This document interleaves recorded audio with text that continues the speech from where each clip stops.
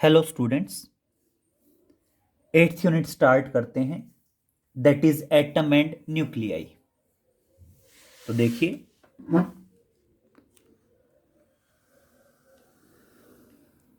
Basically 8th unit है, that is atom and nuclei. अब सुनिए बेटा, बेसिकली आपने पढ़ा होगा पहले भी केमिस्ट्री में। अब वही चीज हम फिजिक्स में स्टडी करेंगे। जैसे आपने केमिस्ट्री में पढ़ा भी होगा, अब तक 3 एटॉमिक मॉडल प्रपोज्ड किए गए हैं और तीनों की लिमिटेशंस भी हैं। जैसे फर्स्ट एटॉमिक मॉडल थॉमसन ने दिया था। थॉमसन कह दीजिए, थॉमसन कह दीजिए, जो आप कहते हैं, that is Thomson atomic model.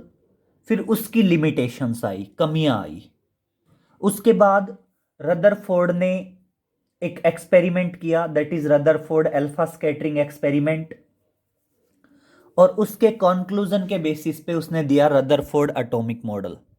And Rutherford atomic model की भी लिमिटेशंस आई। और उसके बाद नील बोर ने दिया बोर एटॉमिक मॉडल और उसकी भी लिमिटेशंस आई। तो आज हम बेसिकली तीनों एटॉमिक मॉडल्स पढ़ेंगे, Thomson atomic model and limitations, Rutherford atomic model and limitations, and Bohr atomic model and limitations. Clear? तो सबसे पहले स्टार्ट करते हैं, that is Thomson atomic model. तो देखिए, फर्स्ट है that is Thomson atomic model, that is Thomson atomic model.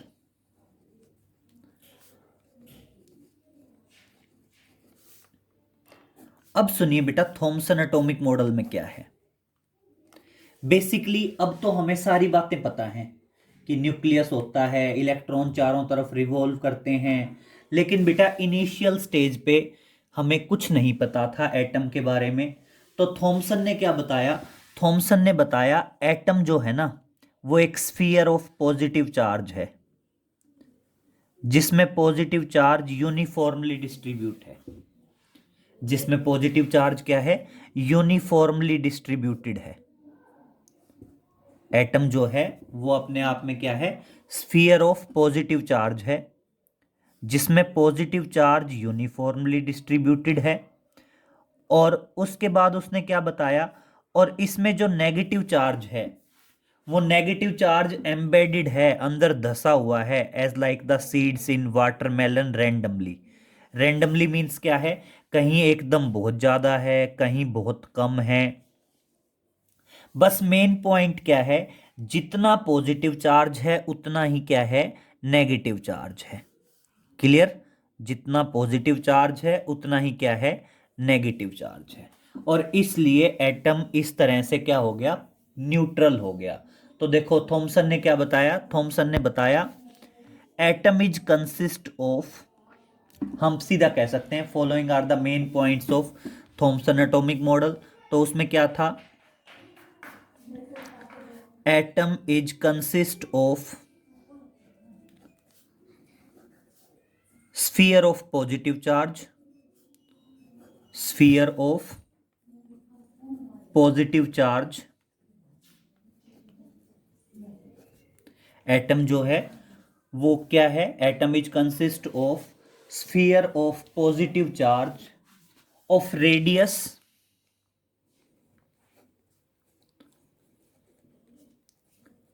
10⁻10 metre order. Clear? उसने क्या बताया? एटम जो है एक स्फीयर है पॉजिटिव चार्ज का, जिसका रेडियस कितना है? 10⁻−10 मीटर है। एंड क्या है?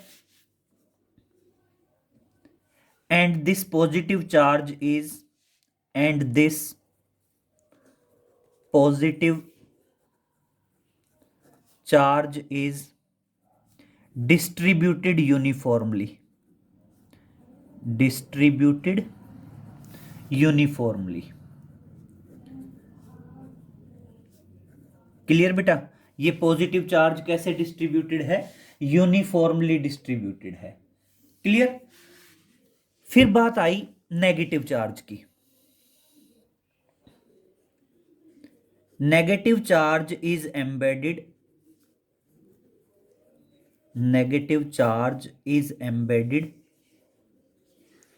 एम्बेडेड का मतलब क्या होता है बेटा? एम्बेडेड का मतलब है अंदर धसा हुआ है। Negative charge is embedded as like the seeds in watermelon, in watermelon. Clear? जो बेटा नेगेटिव चार्ज है वो एम्बेडेड है। किस तरह से एम्बेडेड है? As like the seeds in watermelon, जिस तरह से वाटरमेलन में बीज होते हैं। Now total positive charge is equal to total negative charge, and as a result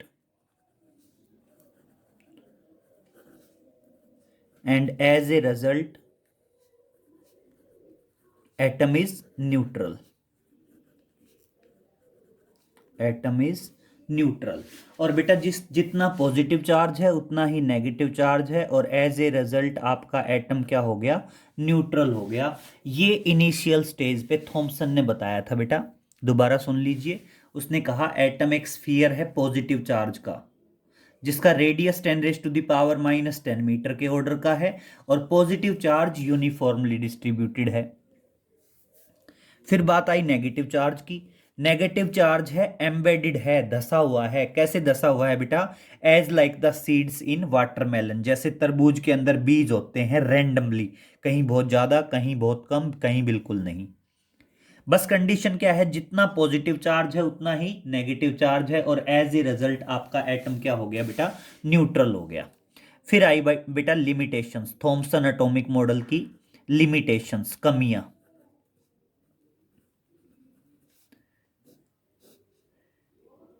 basically क्या होता है बेटा? जब किसी एटम के ऊपर अल्फा पार्टिकल्स की बॉम्बार्डमेंट की जाती है तो 3 ऑब्जर्वेशंस नोट होती हैं। पहली ऑब्जर्वेशन क्या होती है कि ज्यादातर अल्फा पार्टिकल स्ट्रेट निकल जाते हैं। कंडीशन सुनिए, जब किसी एटम के ऊपर अल्फा पार्टिकल्स की बॉम्बार्डमेंट की जाती है तो 3 ऑब्जर्वेशंस आती हैं। ज्यादातर अल्फा पार्टिकल सीधे निकल जाते हैं, कुछ अल्फा पार्टिकल कम एंगल से डाइवर्ट होते हैं, और कुछ अल्फा पार्टिकल लार्ज एंगल से डाइवर्ट हो जाते हैं। अब थॉमसन ने क्या किया? सीधे जाने वाले पार्टिकल्स की एक्सप्लेनेशन दे दी, कम एंगल से डाइवर्ट होने वाले पार्टिकल की एक्सप्लेनेशन दे दी, लेकिन थॉमसन ये नहीं बता पाया कि कुछ अल्फा पार्टिकल लार्ज एंगल से क्यों डाइवर्ट हो जाते हैं। Then this is the limitation. तो थॉमसन एटॉमिक मॉडल की पहली लिमिटेशन क्या आती है? It could not explain the, limitation में फर्स्ट क्या है? It could not explain the, it could not explain the large angle scattering of alpha particles, large angle scattering of alpha particles। Clear बेटा? ये क्या है? अल्फा पार्टिकल्स की large angle scattering को explain नहीं कर पाया कि कुछ अल्फा पार्टिकल लार्ज एंगल से क्यों स्कैटर्ड हो जाते हैं। क्लियर? दूसरा क्या होता है बेटा?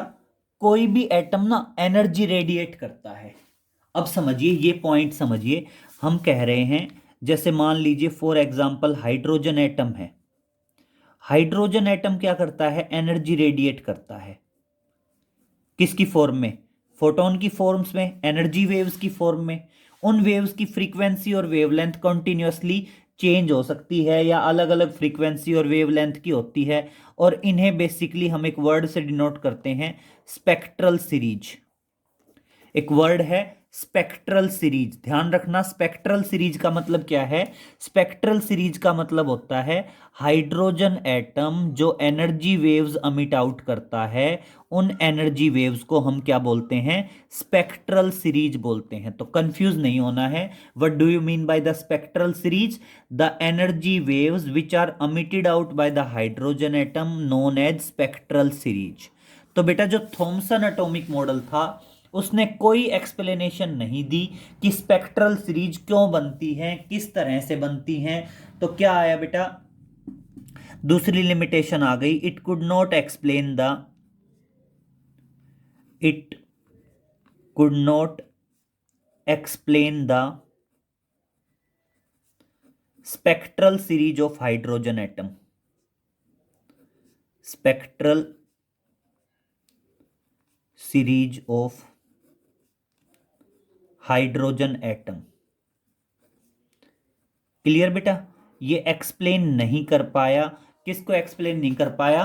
The spectral series of hydrogen atom, की हाइड्रोजन एटम की स्पेक्ट्रल सीरीज क्यों बनती है। तो हम ये मान लें कि पहला एटॉमिक मॉडल क्या था? दैट इज थॉमसन या थॉमसन एटॉमिक मॉडल, और उसकी दो लिमिटेशंस आई। लिमिटेशंस इंपॉर्टेंट हैं। पहली तो क्या है? It could not explain the large angle scattering of alpha particle, और दूसरी I it could not explain the spectral series of hydrogen atom. ये हाइड्रोजन एटम की स्पेक्ट्रल सीरीज को भी एक्सप्लेन नहीं कर पाया। अब देखिए नेक्स्ट पे चलते हैं। थॉमसन एटॉमिक मॉडल हो गया, लिमिटेशंस हो गई। इससे आगे चलते हैं, that is Rutherford atomic model and limitations. तो देखिए नेक्स्ट आता है बेसिकली जो थॉमसन एटॉमिक मॉडल था उसकी लिमिटेशंस थी। उसके बाद रदरफोर्ड ने एक एक्सपेरिमेंट किया था जिसको हम बोलते हैं रदरफोर्ड अल्फा स्कैटरिंग एक्सपेरिमेंट। और बेटा जो रदरफोर्ड अल्फा स्कैटरिंग एक्सपेरिमेंट का जो कॉन्क्लूजन था, उस कॉन्क्लूजन के बेसिस पे क्या दिया गया था? रदरफोर्ड एटॉमिक मॉडल दिया गया था। तो हम पहले रदरफोर्ड एटॉमिक मॉडल देख लेते हैं, फिर हम बात करेंगे अल्फा स्कैटरिंग एक्सपेरिमेंट की। तो देखिए आता है, टॉपिक है that is Rutherford atomic model. Rutherford's atomic model. तो देखिए स्टार्ट करते हैं, that is Rutherford atomic model. सीधा कहोगे following are the main points, following are the main points of Rutherford atomic model. Following are the main points of Rutherford atomic model.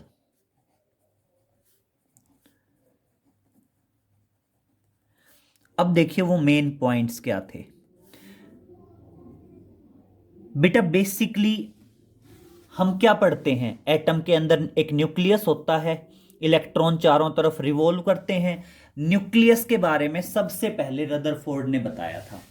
उसने क्या कहा था? Every atom having a tiny central core. क्या बताया था? पहला पॉइंट क्या था? Every atom having a tiny central core. Every atom having tiny central core. हर एक एटम के अंदर एक क्या होगा बेटा? टाइनी सेंट्रल कोर होगा। At which all the positive charge, all the positive charge and almost mass of the atom is concentrated. Almost mass and almost mass of the atom is concentrated। जहां पे क्या होगा? सारा का सारा positive charge और ज्यादातर मास क्या होगा बेटा? कंसंट्रेटेड होगा। और इसे हम क्या कहेंगे? एटॉमिक न्यूक्लियस कह देंगे। यहां पे क्या होगा? कंसंट्रेटेड होगा, कंसंट्रेटेड जहां पे क्या होगा, सारा का सारा पॉजिटिव चार्ज और मास जो है वो कंसंट्रेटेड होगा, and it is known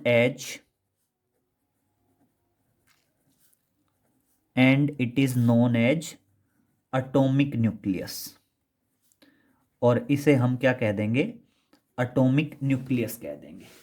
clear? तो उसने सबसे पहले न्यूक्लियस के बारे में बताया। तो फर्स्ट पॉइंट आया समझ में। रदरफोर्ड एटॉमिक मॉडल का फर्स्ट पॉइंट क्या था कि एटम के अंदर एक टाइनी सेंट्रल कोर होगा, जहां पे सारा का सारा पॉजिटिव चार्ज और ज्यादातर मास कंसंट्रेटेड होगा, और इसे हम क्या कह देंगे, एटॉमिक न्यूक्लियस कह देंगे। क्लियर? फिर बारी आई सेकंड पॉइंट की। अब देखो, न्यूक्लियस बता दिया, तो न्यूक्लियस के बारे में सबसे पहले किसने बताया, रदरफोर्ड ने। तो बेटा उसने फिर न्यूक्लियस का साइज भी बताया, और उसने क्या बताया, the size of atomic nucleus is, the size of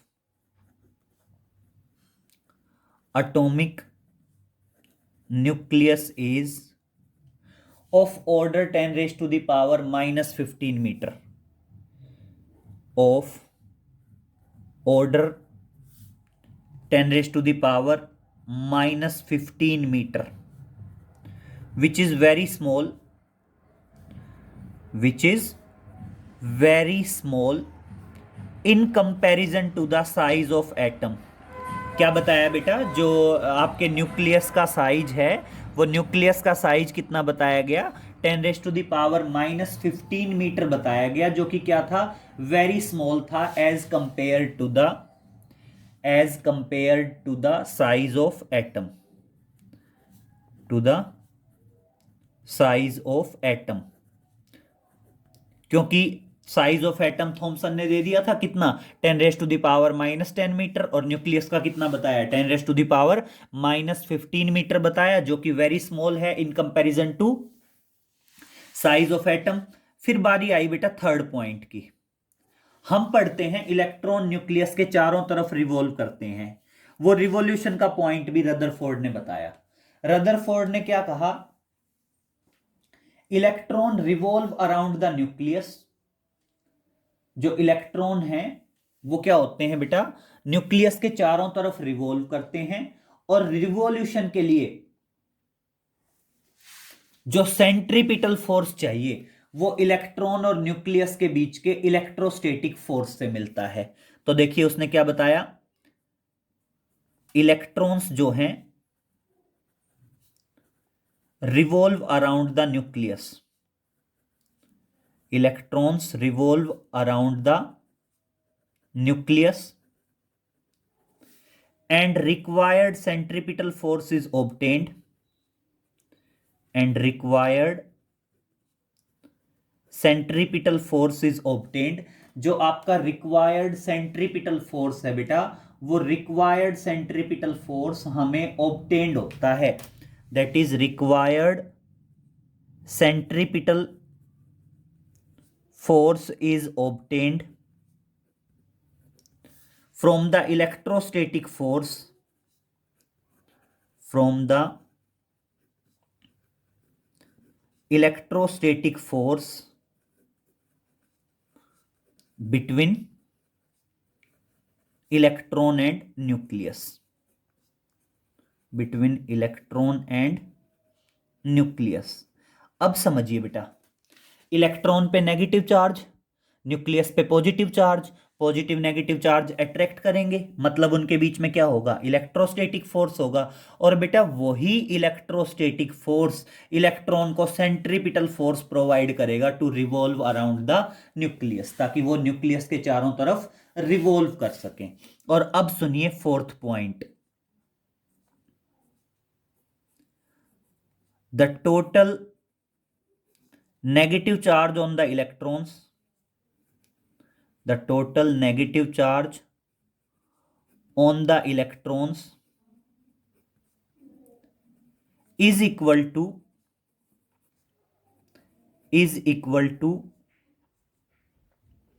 total positive charge on the nucleus, total positive charge on the nucleus, on the nucleus, and as a result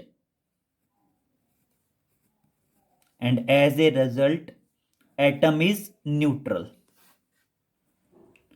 और एज ए रिजल्ट आपका atom क्या हो गया बेटा, neutral हो गया। उसने क्या कहा, इलेक्ट्रॉन पे जितना टोटल नेगेटिव चार्ज होगा उतना ही एटम न्यूक्लियस पे पॉजिटिव चार्ज होगा। और एक पॉइंट और लिखा, वो क्या लिखा, electrons emitted out energy continuously, emitted out energy continuously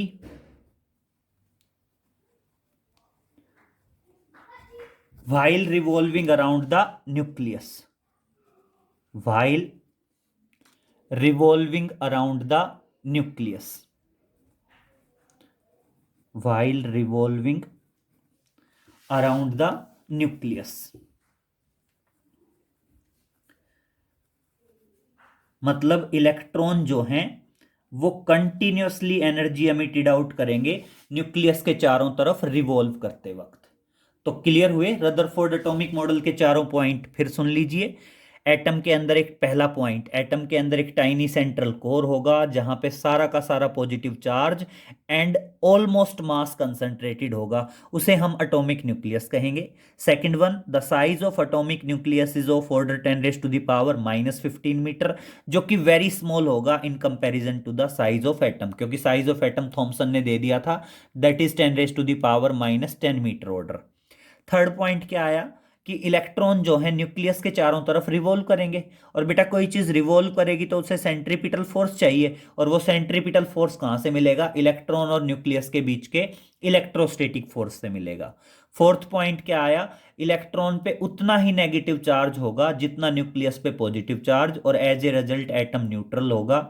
और जो इलेक्ट्रॉन है ना वो कंटिन्यूअसली एनर्जी एमिटेड आउट करेंगे while revolving around the nucleus, nucleus के चारों तरफ रिवॉल्व करते वक्त। अब बारी आई बेटा लिमिटेशंस की। तो देखिए नेक्स्ट आता है limitations of Rutherford atomic model.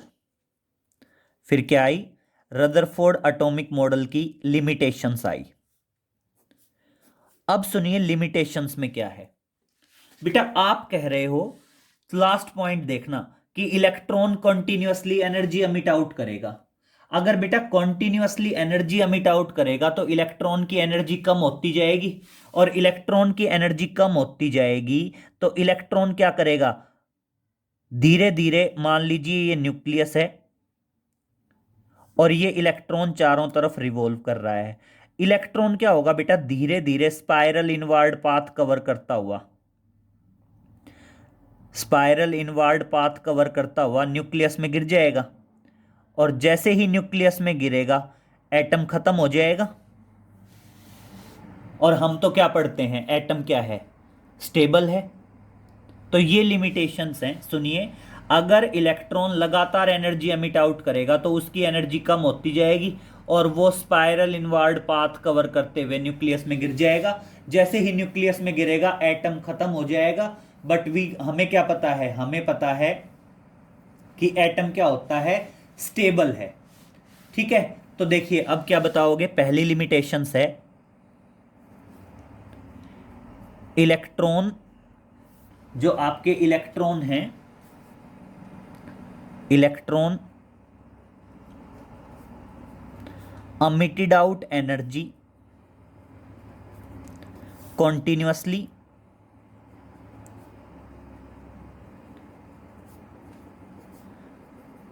while revolving around the nucleus, while revolving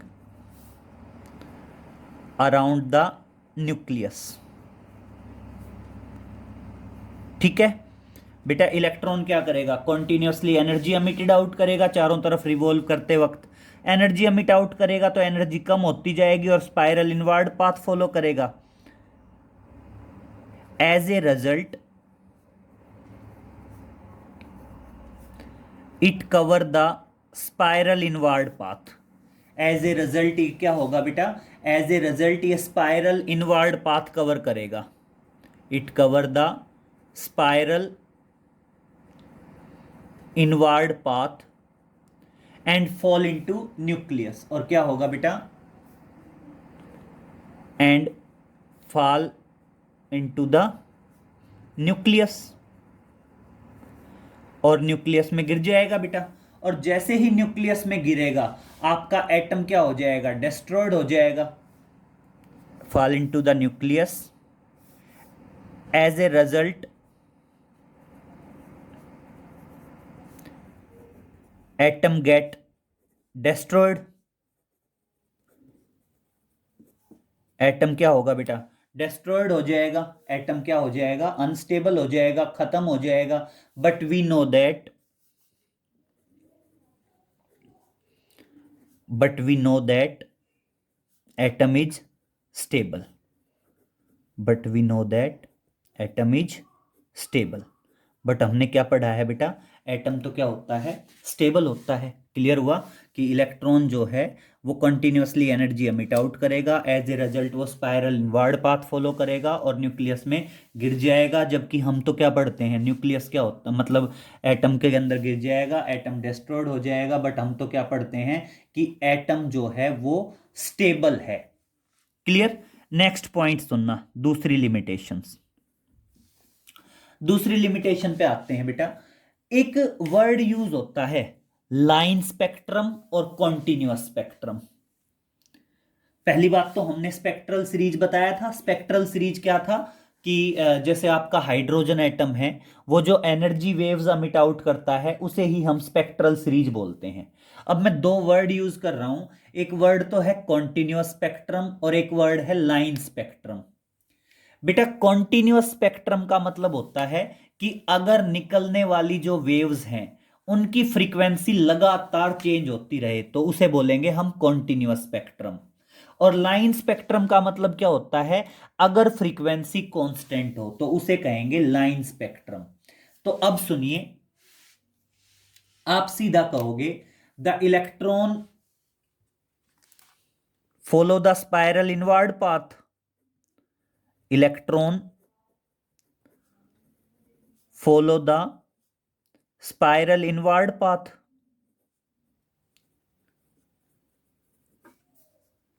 and as a result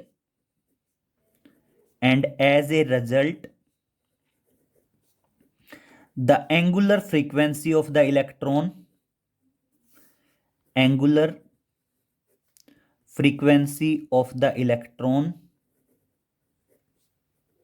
changes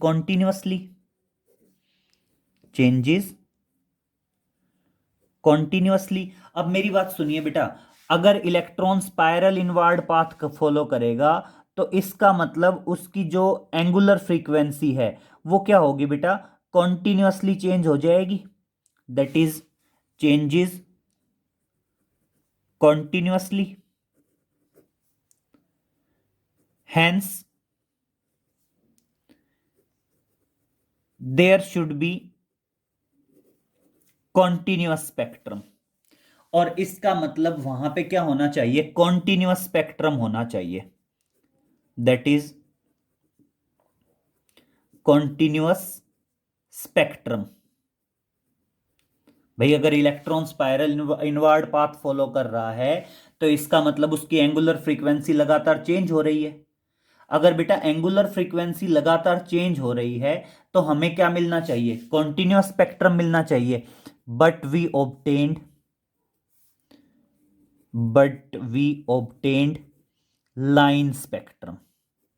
लेकिन हमें क्या मिलता है बेटा, कॉन्टिन्यूअस स्पेक्ट्रम नहीं मिलता, हमें मिलता है लाइन स्पेक्ट्रम।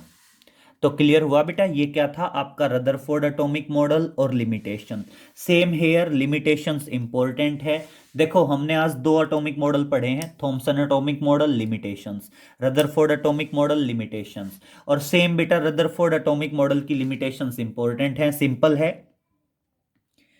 इलेक्ट्रॉन अगर कंटिन्यूअसली एनर्जी एमिट आउट करेगा तो वो स्पाइरल इनवर्ड पाथ फॉलो करेगा और न्यूक्लियस में गिर जाएगा। जैसे ही न्यूक्लियस में गिरेगा एटम डिस्ट्रॉयड हो जाएगा। जबकि हम तो क्या पढ़ते हैं कि एटम क्या है, स्टेबल है। क्लियर। फिर सेकंड पॉइंट पे आते हैं, अगर बेटा ये स्पाइरल इनवर्ड पाथ फॉलो करेगा तो इसकी एंगुलर फ्रीक्वेंसी लगातार चेंज होगी। इसलिए जो वेव्स अमिटेड आउट हो रही हैं, जो स्पेक्ट्रम बन रहा है, वो स्पेक्ट्रम कैसा बनना चाहिए? कॉन्टिन्यूअस बनना चाहिए, मतलब उसकी स्पेक्ट्रम की फ्रीक्वेंसी भी लगातार चेंज होनी चाहिए। लेकिन बेटा हमें जो स्पेक्ट्रम मिलता है वो कैसा स्पेक्ट्रम होता है? लाइन स्पेक्ट्रम होता है। क्लियर? तो इस तरह से आप दोनों एटॉमिक मॉडल को देख लेंगे, Thompson model limitations, Rutherford model and limitation. Next lecture में हम आगे फर्दर पढ़ेंगे, that is bore atomic model and limitations. Okay, thank you.